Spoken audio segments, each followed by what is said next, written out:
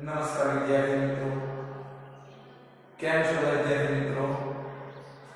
હું મકવાણા મેહુ આપણી આ ગીતાંજલિ વિદ્યાલયની YouTube ચેનલમાં સૌ વિદ્યાર્થી મિત્રોનું હાર્દિક સ્વાગત કરું છું.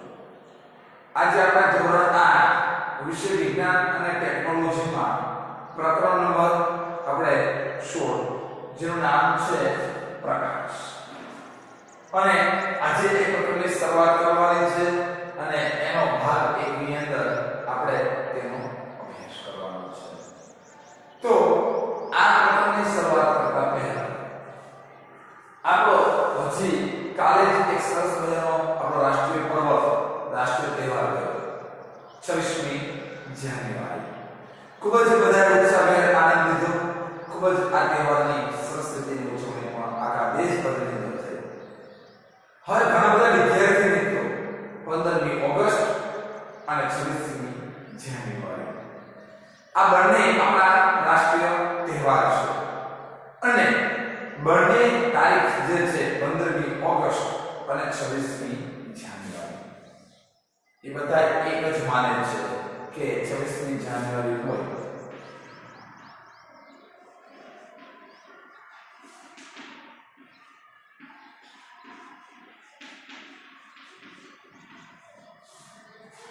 તો બધા મને માને છે કે આ કાર્યક્રમ ભારત દેશ આઝાદ થયો છે. તો જે થોડું વહેમ હોય, મનની અંદર શંકા હોય એનું આજે થોડું સમાધાન કરી અને પછી આપણે પાઠની શરૂઆત કરીએ. કેમ કે આપણે ભારતના નાગરિક છીએ તો આપણને ખ્યાલ હોવો જોઈએ કે 26મી જાન્યુઆરી એટલે શું અને 15મી ઓગસ્ટ એટલે શું.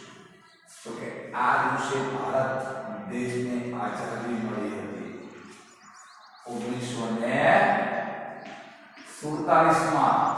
આપણો ભારત દેશ અંગ્રેજોના હસ્તકથી મુક્ત થયો, આઝાદ થયો. તો 26મી જાન્યુઆરી શું? તો 26મી જાન્યુઆરી 1949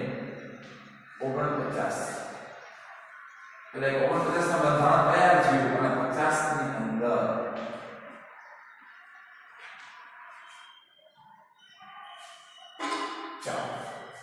જો સમજો ખાસ 15મી ઓગસ્ટ 1947 એ દિવસે ભારતને આઝાદી મળી એટલે આપણે ગણતંત્ર દિવસ તરીકે ઉજવીએ છીએ. ગણતંત્ર દિવસ તરીકે ઉજવીએ છીએ.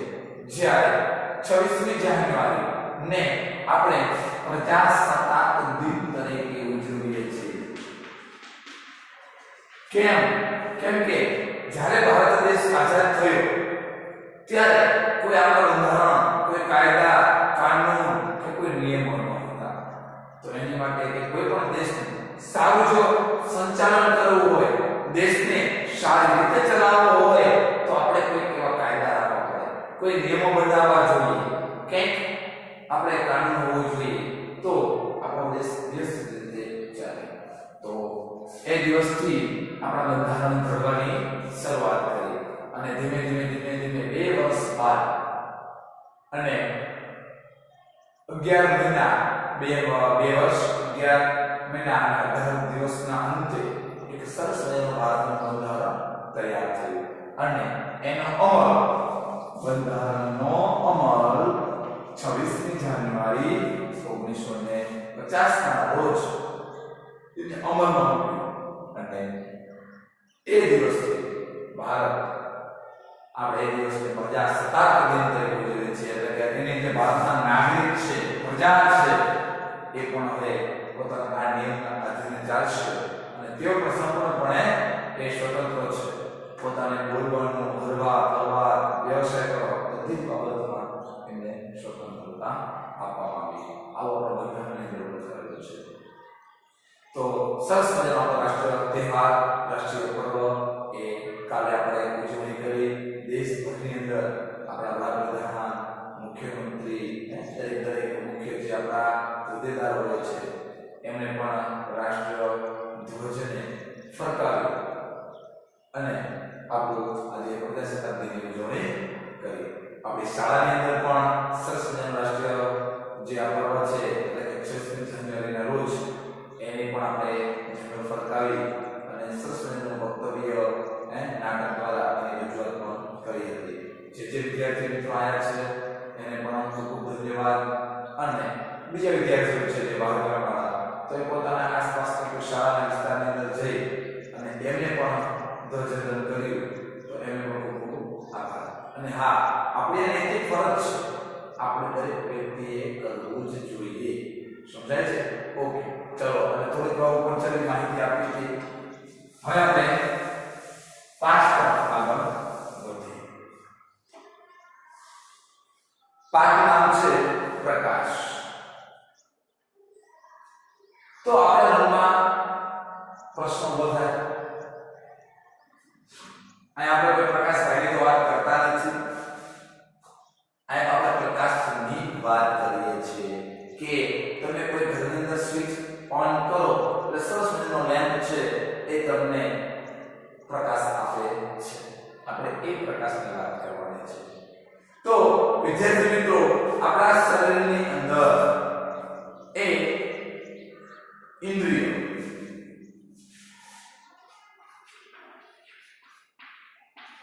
કુલ 5 ઇન્દ્રિયો છે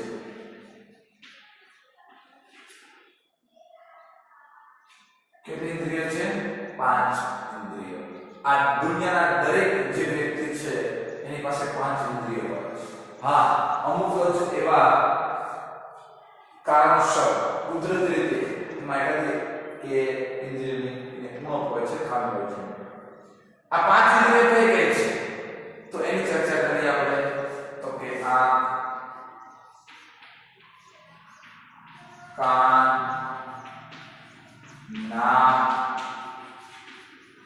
જીભ અને ત્વચા એટલે કે ચામડી તો આ કુલ આપણી 5 ઇન્દ્રિય છે આ પાંચે 5 ઇન્દ્રિય તો આપણા શારીરિક રીતે ખૂબ જ જરૂરી છે પણ બહુ જ વધારે પ્રમાણમાં જો કોઈ મહત્વ ધરાવતું હોય તો છે આંખ શું છે આંખ આપણે એને દૃષ્ટિ કહેતા હોય દૃષ્ટિને જોવું તો કે દુનિયાનો દરેક વ્યક્તિ છે એ શેના કારણે જોઈ શકે છે તો કે આપણે આંખના કારણે જોઈ શકાય દ્રષ્ટિના કારણે આપણે જોઈ શકાય તો આપણા માટે દ્રષ્ટિ છે એક મહત્વપૂર્ણ ઇન્દ્રિય છે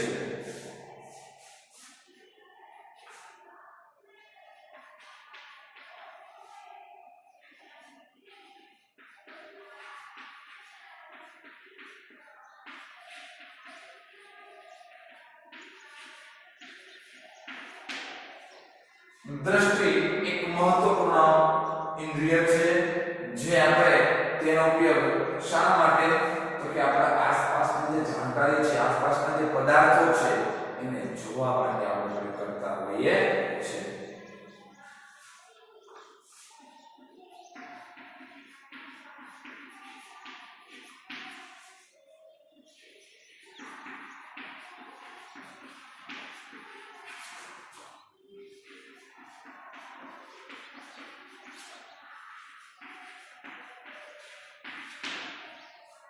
એટલે કે ઇન્દ્રિય જ્યાં છે આ દ્રષ્ટિ એને આપણે આ દ્રષ્ટિ એટલે કે આંખના કારણે આપણે જે આજુબાજુ આપણે જે આસપાસ એની જાણકારી પ્રાપ્ત થતી હોય છે એટલે કે આપણે એને આજુબાજુ જોઈ શકતા હોઈએ છીએ પરંતુ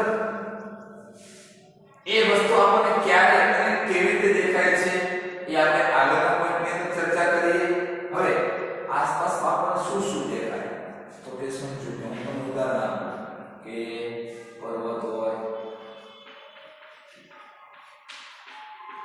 નદી હોય પછી વૃક્ષ હોય કોઈ ઇમારત હોય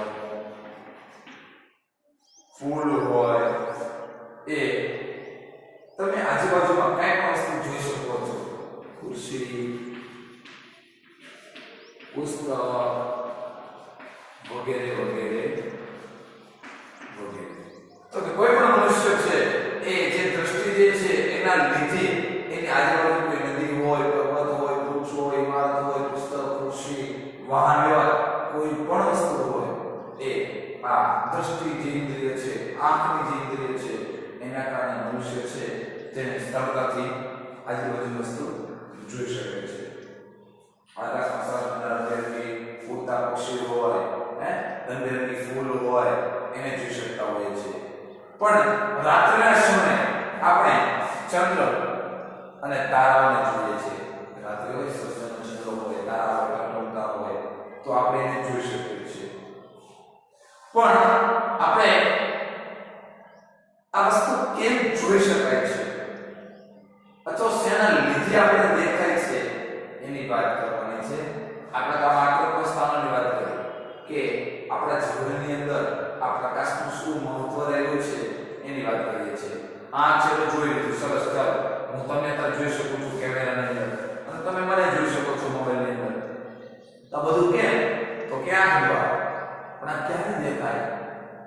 તો કે એ પ્રકાશના લીધે દેખાતું હોય. અને કેવી રીતે દેખાય એની વાત કરીએ કે વસ્તુઓ શાના લીધે દેખાય છે. તો વિદ્યાર્થી મિત્રો, તમે આના વિશે ક્યારે વિચાર્યું નહીં હોય કે આપણે આ શા માટે દેખાય છે? તો એનું મુખ્ય કારણ છે તે છે પ્રકાશ. તો કોઈ પણ પદાર્થ ઉપર જ્યારે આ પ્રકાશ પડે છે અને એ પ્રકાશ એ વસ્તુ પર પડવાથી આપણી આંખમાં પ્રવેશે છે અને આપણી આંખમાં પ્રવેશે ત્યારે જ એ પદાર્થને આપણે જોઈ શકીએ છીએ, બાકી દેખાય નહીં. આપણે આ બધું જ ધોરણ 6 ની શીખીને આવ્યા છીએ, બરાબર? આપણે થોડું ઉપર છે માહિતી મેળવવાની છે. ચાલો આપણે વસ્તુને ક્યારે જોઈ શકાય? તો કે પદાર્થ પરથી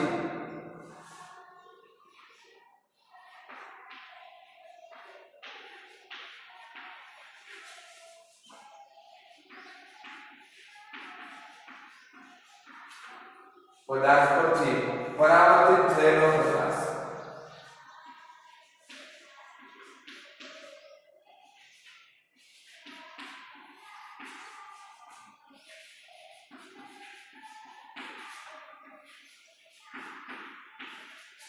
ક્યાં સુધી પહોંચશે? તો કે આપણી આંખમાં પ્રવેશે.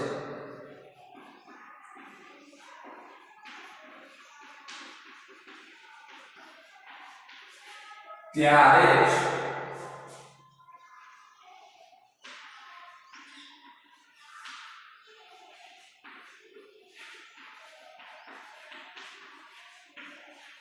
પદાર્થને જોઈ શકાય છે.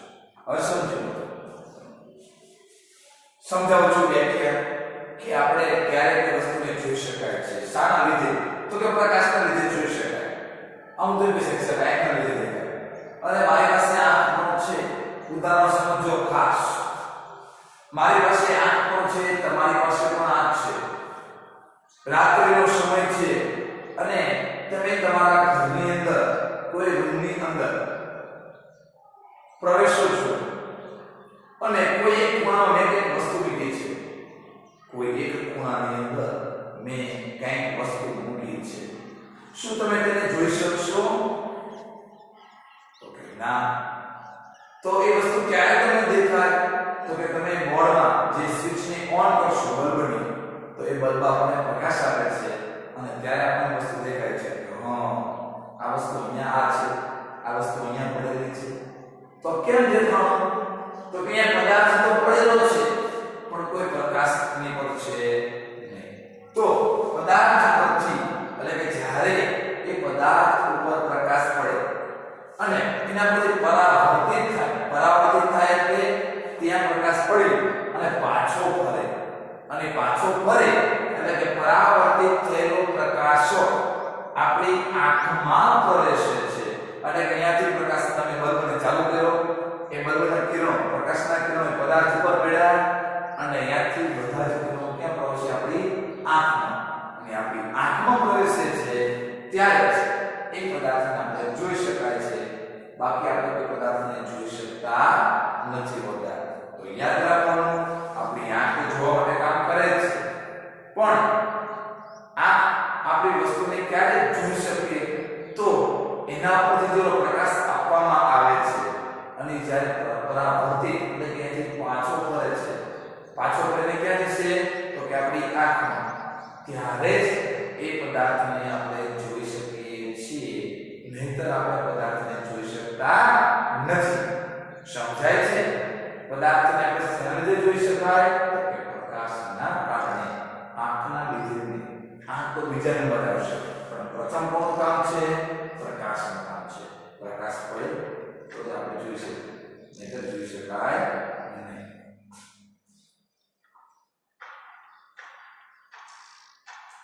એટલે કે જ્યારે પદાર્થમાંથી કોઈ પ્રકાશ આપણે પાછો પડે છે એ આપણે આંખમાં પડશે ત્યારે જોઈ શકાય. આપણે આ મુખ્ય જે વાક્ય છે એ પુસ્તકની અંદર અંડરલાઈન કરી લો. આપણે ધોરણ 7 ની અંદર પણ તમે શીખ્યા છો કે પોલીસ, હોલા પોલીસ નહીં, આયા આપણે ધૂળ પર પોલીસ કરેલી વાત છે, ચમક.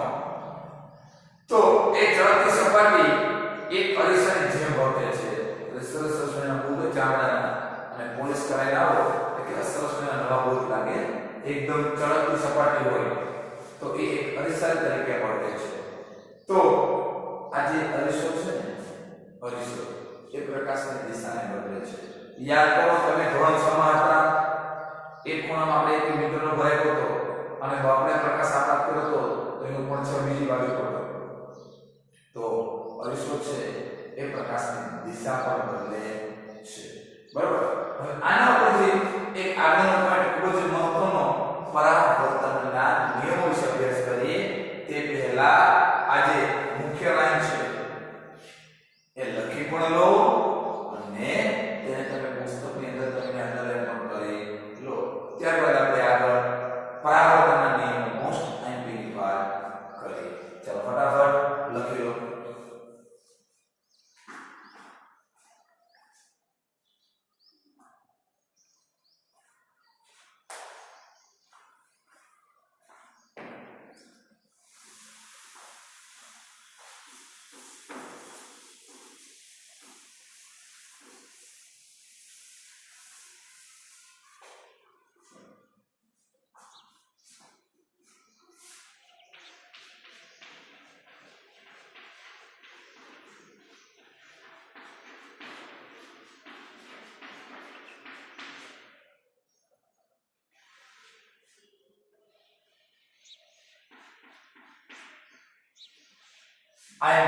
બહુ જ આઈએમપી છે અને જ્યાં સુધી તમે ભણશો ત્યાં સુધી દરેક તમારા વિજ્ઞાનની અંદર આવશે ને આવશે જ. પરાવર્તન એટલે શું, પરાવર્તનના નિયમો શું કહેવાય, આ દરેક વસ્તુ તમારે જ્યાં સુધી આપણે 10 સુધી કાંઈ પછી તો કે બાળકો સાયન્સ કોલેજમાં પણ આવશે. અને આપણે પરાવર્તનના નિયમો કોને કહેવાય, તો પેલા પરાવર્તન એટલે શું એ આપણને ખબર પડવી જોઈએ. અને નિયમો ભણીએ તો પેલા આપણે કંઈક તો ખબર હોવી જોઈએ કે પરાવર્તન એટલે શું. તો પહેલા તમને પરાવર્તન વિશે સમજાવું અને ત્યારબાદ એના દરેક વિશે તમને એની સમજૂતી આપું છું. તો સપાટ અને લીસી સપાટી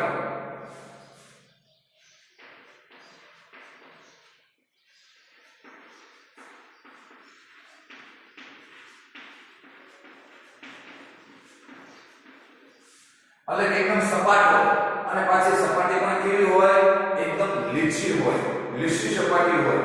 એના પર પ્રકાશનું કિરણ આપાત પર પ્રકાશનું કિરણ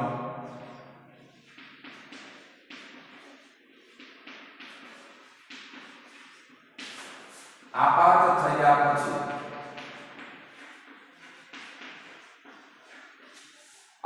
થયા પછી તે પરાવર્તિત થાય છે.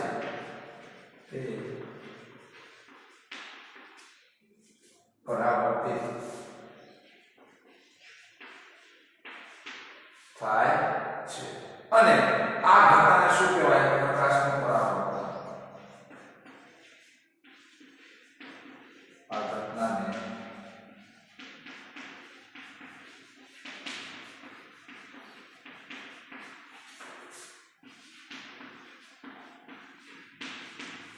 સમજો ખાસ. કોઈ સપાટ અને લીસી સપાટી હોય એના પર પ્રકાશનું કિરણ અહીંયા આપાત થાય છે.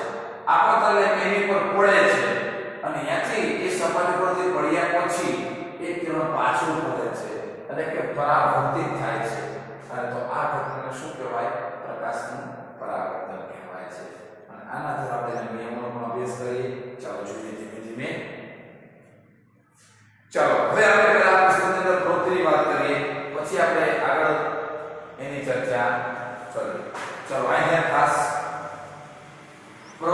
માટે એક સફેદ કાગળનો ટુકડો ડ્રોઈંગ બોર્ડ કે ટેબલ પર લગાવી દો. સફેદ જે આપણે કાર્ડશીટ હોય એને આપણે ટેબલ પર લગાવી દેવાની છે. અને એક કાચકોળ આપણે ધોરણ 6 માં આપણે કરીને જાય છે તો કાચકોળને રેશો પ્રકાશને આપણે પ્રતિબિંબ જોડાય અને તેના મધ્યમાં ભાગ સુધી બધા જ દાંતાઓને બંધ કરી દો. એટલે કે જે દાંતા હોય એને આપણે કાગળ ઢાંકી દેવાના છે. પછી મેં કહ્યું કે દાંતો ખુલ્લો રાખવાનો છે. આનો હેતુ એ છે કે તમે કાળા કાગળની એક પટ્ટી લઈ શકો છો. એટલે એની શું કાચની પટ્ટી પર કાળા કાગળની એક પટ્ટી મારી દો. વચ્ચે એક જ કાચનો દાંતો ખુલ્લો રાખવાનો. એટલે એક જ કિરણો આપાત થાય, હજાર કિરણો આપાત થાય નહીં. અને કાચને કાગળ સાથે લંબરૂપ રીતે લંબરૂપ એટલે શું તો કે 90 નો બનાવે તેવી રીતે તેને પકડવાનું. કાચની એક બાજુથી દાંતામાંથી ટોર્ચ દ્વારા પ્રકાશ ફેંકો. અને જે દાંતો જે ભાગો હોય તે પર લાઈટ ચાલુ કરવાની અને પ્રકાશને પસાર થવા દેવાનો. ટોર્ચ અને કાચને એવી રીતે ગોઠવો કે જેથી કાચની બીજી બાજુ કાગળ પર પડે અને પ્રકાશનું કિરણ જોઈ શકાય. અને આપણે તે ગોઠવવાની કે પાછળ જે કાગળ રાખેલો છે ત્યાં તેની પર પ્રકાશનું પ્રતિબિંબ જોઈ શકાય. હવે ટોર્ચ અને કાચ બંનેને સ્થિર રાખવાના છે. એને આપણે હલનચલન કરાવવાનું નથી. અને પ્રકાશના કિરણના પથમાં એક સમતલ રેખાની પટ્ટી મૂકી દો કે આ બાજુ શું મૂકવાનું છે. અને તમે શું જોયું એના વિશે આપણે વાત કરવાની છે. તો રેખા પર અથડાયા પછી પ્રકાશનું કિરણ અન્ય દિશામાં પરાવર્તિત થાય છે, બીજી દિશામાં પરાવર્તિત થાય છે. તો પ્રકાશનું જે કિરણ કોઈ પણ સપાટી પર અથડાય તો તેને આપાત કિરણ કહેવાય. શું કહેવાય? આપાત કિરણ. ચાલો યાદ રાખો, બધી વ્યાખ્યા તમારે યાદ રાખવાની છે. આ પરાવર્તનની ચાલો આગળની સમજી લો કે આ એક અરીસો છે. આ અરીસો છે. શું છે? અરીસો.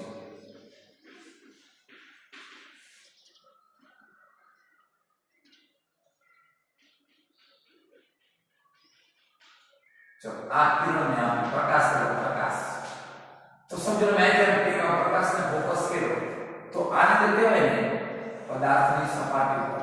શું? સપાટી પર આપાત થતા કિરણને સપાટી પર આપાત થતા કિરણને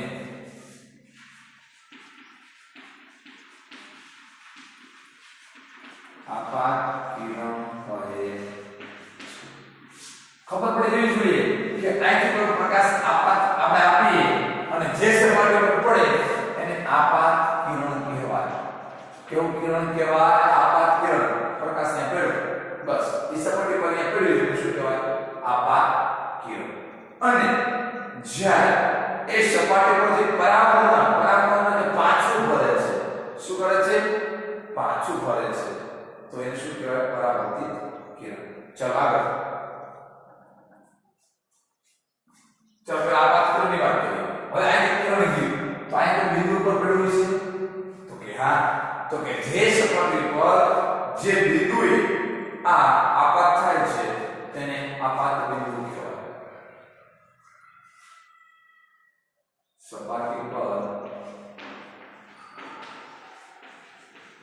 સપાટી પર જે બિંદુએ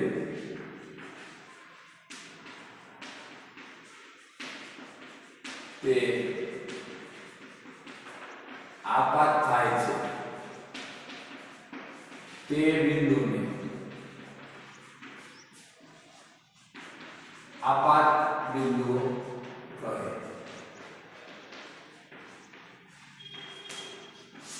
તો આપાતને બે વ્યાખ્યા આવી. એક આપાત કિરણ, આપાત બિંદુ. જે આગળ આવશે આપાત કિરણની અને પછી વાત છે. પહેલા આપણે આપાત કિરણ કોને કહેવાય? તો કે જે તમે કિરણનો પ્રકાશ કોઈ સપાટી પર પડે છે તો એને આપાત કિરણ કહેવાય. કિરણ પર પ્રકાશ પડ્યો અને એ જે સપાટીના બિંદુએ ભેગું થાય તો એ બિંદુને શું કહેવાય? આપાત બિંદુ કહેવાય. શું કહેવાય? આપાત બિંદુ કહેવાય. સમજણ પડે છે? ઓકે. ચાલો ત્યારબાદ આપણે આગળના પોઈન્ટની વાત કરીએ. ચાલો હવે પરાવર્તિત કરીએ. તો કે સપાટી પરથી પરાવર્તન પામતું, સપાટી પરથી પરાવર્તન પામતા કિરણને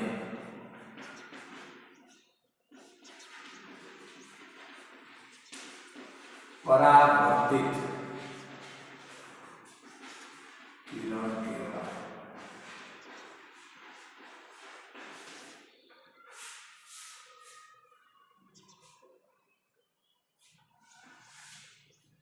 હવે સમજો કે આથી કિરણને પાછળ કર્યો તો આ પાછળ કર્યો અને ત્યાંથી જે પાછું ભરે છે, પાછું સમજાય છે, પાછું ભરે છે તો કે સપાટી પરથી પરાવર્તન પામતા અને ત્યાંથી કિરણ પાછું ભરે છે એને શું કહેવાય? તો કે પરાવર્તિત કિરણ. અને અહીંથી આપણે આપાત કિરણ, આને શું કહેવાય? પરાવર્તિત કિરણ. અને આ બિંદુ એટલે શું છે? આપાત બિંદુ. સમજણ પડે બધાને? દરેક વિદ્યાર્થી મિત્રોને આપણે રિફ્લેક્શન કહેતા હોય. શું કહેતા હોય? રિફ્લેક્શન. તો આપાત કિરણ કોને કહેવાય? તો કે જે પ્રકાશનું કિરણ જે સપાટી પર પડે છે તેને આપાત કિરણ કહેવાય. અને એ જ કિરણ જે બિંદુએ મળે છે તેને આપાત બિંદુ કહેવાય. અને ત્યાંથી એ કિરણ એ સપાટી પરથી પરાવર્તન પામે છે, પાછું ફરે છે, એને પરાવર્તિત કિરણ કહેવાય. શું કહેવાય? પરાવર્તિત કિરણ. અને ટૂંકમાં તમને એક આદિ સિમ્પલ આકૃતિ સમજાવી દઉં. આ અરીસો છે. શું છે? સમતલ અરીસો. અહીંથી આપાત કિરણ ગયું અને અહીંયાથી આ પાછું ગયું તો એને શું કહેવાય? પરાવર્તિત કિરણ. હવે દિશા બતાવું છું, ધ્યાન રાખજો. અહીંથી આ કિરણ ગયું અને આ પાછું ગયું.